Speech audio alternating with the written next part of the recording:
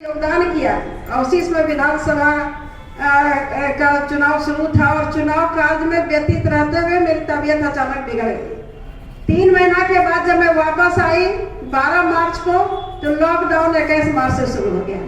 तो ऐसे समय में आप लोगों ने मुझे साथ दिया, यह आपके लिए इनकी नहीं, मेरे लिए बड़े ही सम्मान की बात है। आपने मुझे सम्मानित किया।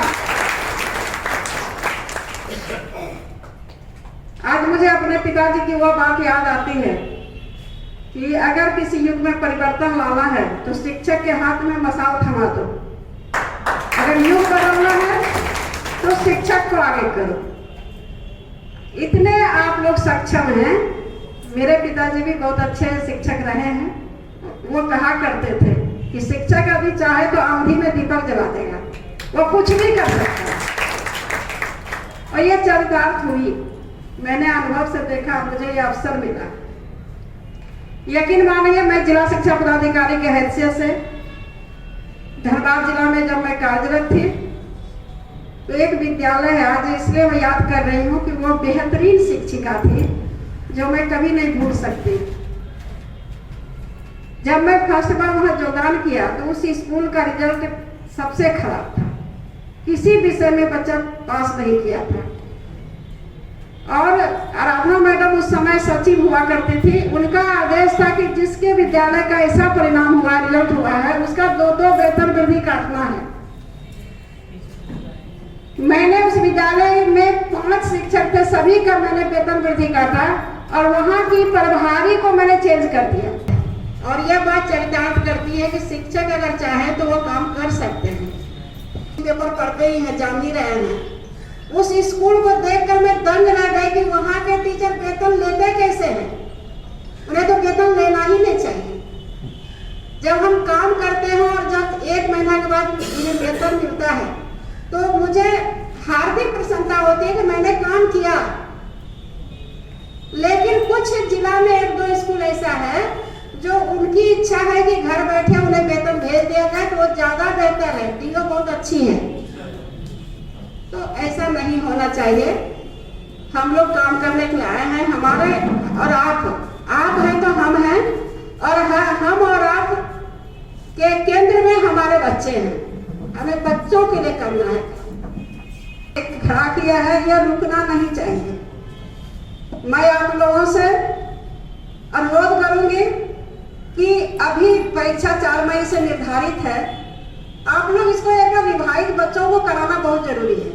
परीक्षा के समय में अगर छोड़ दीजिएगा तो बच्चों ने जितनी तैयारी की है वो भूल जाएंगे फिर। तो मुझे लगता है कि अभी मार्च का आधा महीना भी बाकी है और अप्रैल है, कम से कम 1 महीना 15 अप्रैल तक उसका रिवाइज जरूर करा दीजिए सभी सब्जेक्ट का। और इसके बाद भी जैसा कि अभी मैंने देखा, इसमें सिटी में एक बच्ची बोल रही थी कि डीजी साथ में उसने चैप्टर को समझ लिया, लेकिन क्वेश्चन किस तरह से आता है यह समझ में नहीं आता। तो बच्चों के लिए कितना आवश्यक है कि कैसे प्रश्न को हल करना है, कौन से प्रश्न के कौन से जवाब है, किस तरह करना है। क्योंकि बोर्ड एग्जाम आप लोग सभी जानते हैं, हम लोग भी जानते हैं कि बोर्ड एग्जाम के नाम से ही बच्चे आधा डर जाते हैं। तो उसकी तैयारी जो आप लोगों ने किया, यह बड़ा ही सराहनीय काम है। और मैं जिला शिक्षा पदाधिकारी होने के नाते से उम्मीद करती हूँ कि हमारे जिले के अन्य शिक्षक भी आपसे प्रेरणा लें और अपने अपने स्कूल के बच्चों के साथ वह समय दें। बच्चे हैं तो हम हैं, यह बात कभी मत भूलिए। और समय की पाबंदी, यह भी बहुत जरूरी है। अगर शिक्षक लेट से आएंगे बच्चे, मुझे वह बहुत बुरा लगता है। जब मैं निरीक्षण में जाती हूँ तो बच्चे विद्यालय आ जाते हैं, शिक्षक का पता ही नहीं। शिक्षक को पहले आना चाहिए, 10 मिनट पहले आइए, तब आपके बच्चे आपको उन्हें अफसोस होता है। उस माँ से पूछिए जो 1 महीना पहले उसकी बेबी हो जाती है, तो लगता है कि इनमेच्योर बेबी जब होता है तो उनको कितना अफसोस लगता है। एक पल, समय का एक पल कीमती है और वही समय हम बच्चों को दे रहे हैं। आप लोगों से ही नहीं, जिले के तमाम शिक्षकों से मेरा अनुरोध है कि आप विद्यालय समय से पहुंचे। समय का मतलब ये नहीं कि 8 बजे तो 8 बजे आना है, आप 10 मिनट पहले पहुंचे। यह कोशिश कीजिए कि आपके बाद आपके बच्चे आए तो ज्यादा असर पड़ेगा। 7:45 तक भी डाले जाए, डेली अपनी आदत बनाने से। ऐसे ही बहुत सारा काम है। सुनीता मैडम ने बताया कि शिक्षक बहुत काम करते हैं, पशु गणना करते हैं, जनगणना करते हैं। सच में ये बात तो सच है, मैं इस बात को मानती हूँ।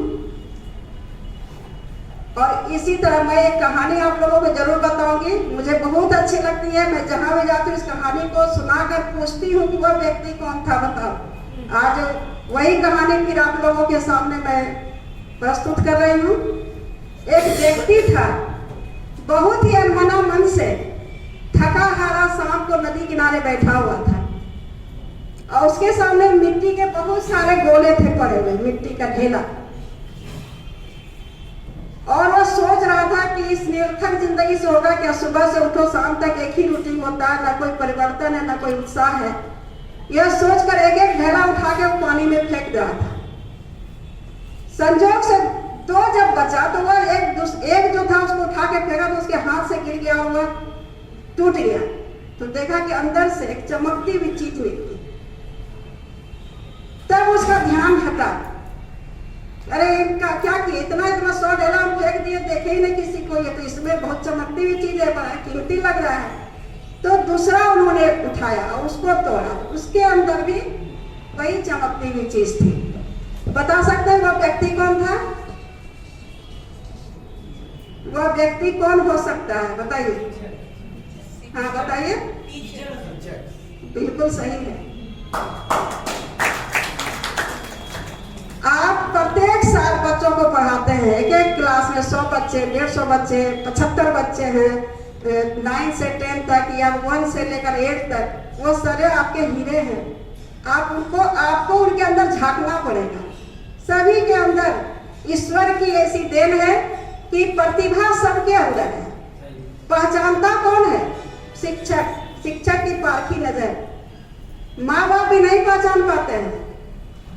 ये लोग कहते हैं, माँ बाप की इच्छा होती है कि चलो बच्चा स्कूल चला गया और निश्चिंत हो गया। आपका काम वहां से शुरू होता है। तो इतना सुनहरा अवसर अगर शिक्षक के हाथों में आया है तो हम उसे क्यों गंवाएं? अगर हमें युग का निर्माण करना है, एक अच्छे नागरिक को समर्पित करना है देश के लिए, तो हम उन बच्चों को क्यों गंवाएं? वो छोटे छोटे बच्चे ऐसे नहीं हैं, हर व्यक्ति एक दूसरे से भिन्न होता है और सब में कुछ न कुछ मेरिट होती है। मेरिट को माँ बाप से ज्यादा शिक्षक पहचानते हैं। आपके पास यह भी चुनौती है, आप अपने बच्चों को नजदीक से देखें, उसे जानें, उसके भविष्य को संवारें। कैसे करना है वो आपके हाथ में। तो मेरा आपसे अनुरोध है कि हम लोग जो भी काम कर रहे हैं, कोई काम छोटा और बड़ा नहीं होता, सबका काम महत्वपूर्ण है। वह काम पूरे लगन से, पूरे विश्वास के साथ और पूरी ईमानदारी से करें। जैसे आपने एक उदाहरण दिया पूरे झारखंड में कि देवघर जिला में विज्ञापन टीम ने वह कर दिखाया जो हम लोग कभी सोच भी नहीं सकते थे। आपने बच्चों को इस तरह से जोड़ा, ऑनलाइन में बच्चे जुड़े। 8 क्लास के बच्चे जो पहली बार देंगे अभी बोर्ड एग्जाम, उनके लिए भी मेरे मन में चिंता थी और मैंने इन लोगों से जिक्र किया कि 8 के बच्चे को हमें कैसे जोड़ना पड़ेगा, क्योंकि शुरुआत तो वहीं से होती है बोर्ड एग्जाम का। और ऐसे ही मेहनती और अच्छे शिक्षकों ने यह सुझाव दिया कि विज्ञापन टीम के साथ इसको भी जोड़ लेते हैं। और यह देखकर मुझे बहुत अच्छा लग रहा है कि आज एलिमेंट्री हो या सेकेंडरी हो, सभी एक मंच पर टीचर हैं। बस यही उत्साह, यही उमंग आप लोग बनाए रखें। मैं जहां भी रहूं सेवानिवृत्ति के बाद, मुझे सुनकर अच्छा लगे कि देवघर जिला में हमने जो सपना देखा था वह आज भी पूरा हो रहा है। शिक्षक कोई एलिमेंट्री और सेकेंडरी और प्लस 2 के नहीं होते, शिक्षक शिक्षक होते हैं। उनका न कोई जाति है न कोई धर्म है, सभी के लिए समान है। बस इन्हीं सोच के साथ आप शिक्षक हैं और यह बहुत बड़े गौरव की बात है। और अपने इस गौरव को आप लोग इसी तरह से कायम रखें। इसी वर्ष में नहीं, आगे वर्ष भी इसी तरह ऑनलाइन तैयारी जो आप लोग कर रहे हैं, जो आपने शुरुआत की है, उसको समाप्त नहीं होने दें। और मैं प्रत्यक्ष रूप से या अप्रत्यक्ष रूप से हमेशा आप लोगों के साथ जुड़ी रहूंगी। धन्यवाद।